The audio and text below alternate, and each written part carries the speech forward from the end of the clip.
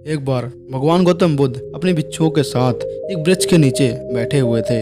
उस वृक्ष की छांव में बुद्ध अपने भिक्षुओं की जिज्ञासा को दूर कर रहे थे। भगवान बुद्ध की भिक्षु एक एक करके उनसे सवाल पूछ रहे थे और गौतम बुद्ध उनके प्रश्नों के उत्तर दे रहे थे।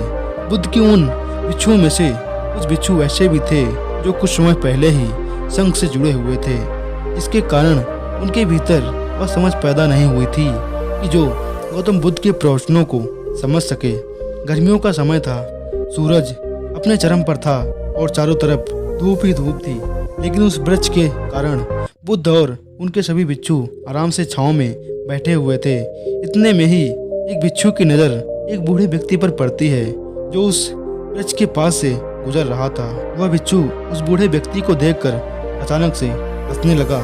उस बूढ़े व्यक्ति की उम्र बहुत ज़्यादा हो गई थी, इसके कारण उसकी कमर झुक गई थी। उस बूढ़े व्यक्ति के हाथ में एक डंडा था जिसका सहारा लेकर वो बूढ़ा व्यक्ति अपनी मंजिल तक पहुंचने का प्रयास कर रहा था। उस बूढ़े व्यक्ति का शरीर मात्र एक हड्डियों का ढांचा था। अपने भिक्षु को हंसते हुए देख बुद्ध उससे कहते हैं कि मेरे प्रिय भिक्षु, कृपा करके हंसो मत, क्योंकि जिस व्यक्ति को देखकर तुम हंस रहे हो वो कोई साधारण व्यक्ति नहीं है, बल्कि वह व्यक्ति इसी क्षण तुम्हारे जीवन को रूपांतरित करने की क्षमता रखता है। जो आज तक मैं तुम्हें सिखा नहीं पाया वो ये बूढ़ा व्यक्ति तुम्हें सिखा रहा है। इसके द्वारा दी गई सीख को तुम बेकार न समझो। बुद्ध की बात सुन भिक्षु बुद्ध से कहता है कि मुझे क्षमा करें बुद्ध, पर मुझे ये समझ नहीं आ रहा कि जो एक बूढ़ा व्यक्ति जो खुद अपने शरीर और बीमारियों से लाचार है वो मुझे क्या सिखा सकता है। और बुद्ध उस भिक्षु से कहते हैं कि ये बूढ़ा व्यक्ति तुम्हें तुम्हारा भविष्य दिखा रहा है। इस बुढ़ापे और लाचारी को तुम देखकर हंस रहे हो, वो बुढ़ापा और लाचारी तुम्हारे जीवन में भी आने वाला है।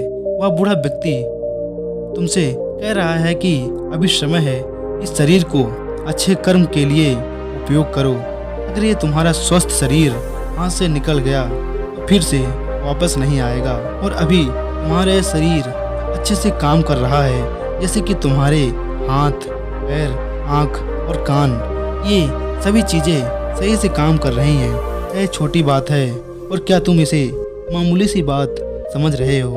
ये कोई साधारण सी घटना नहीं थी जो अभी तुम्हारे साथ घटी है, और ये घटना तुम्हारे जीवन को बदलने की पूरी क्षमता रखती है। ठीक इसी तरह की घटना ने मेरा जीवन बदला था, और इस तरह की घटना के कारण ही मैं आज बुद्ध हूँ।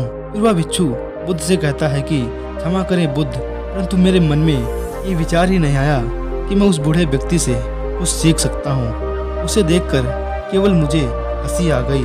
बुद्ध कहते हैं कि ऐसा इसलिए हुआ क्योंकि तुम्हें अपने भीतर कहीं न कहीं ऐसा लगता है कि इस परिस्थिति में आज वो बूढ़ा व्यक्ति है, उस परिस्थिति में तुम कभी नहीं आओगे। जिस बुढ़ापे और लाचारी का सामना आज वो बूढ़ा व्यक्ति कर रहा है, तुम्हें लगता है उसका सामना तुम कभी नहीं करोगे, इसलिए तुम उस बूढ़े व्यक्ति को देखकर हंस पाए। तुमने सच्चाई को नज़रअंदाज कर दिया।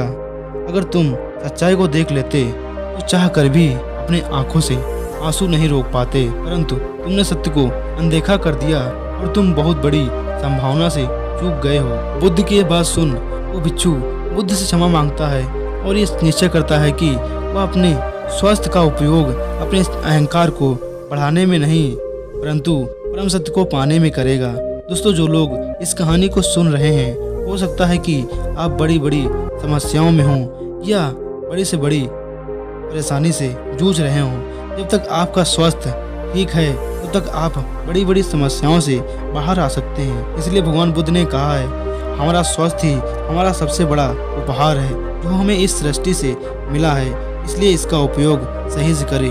दोस्तों, वीडियो कैसा लगा हमें कमेंट में बताएं और हमारे इस चैनल को सब्सक्राइब जरूर करें, क्योंकि ऐसे ही और भी वीडियोज़ हम आपके लिए इस चैनल के माध्यम से लाते रहेंगे।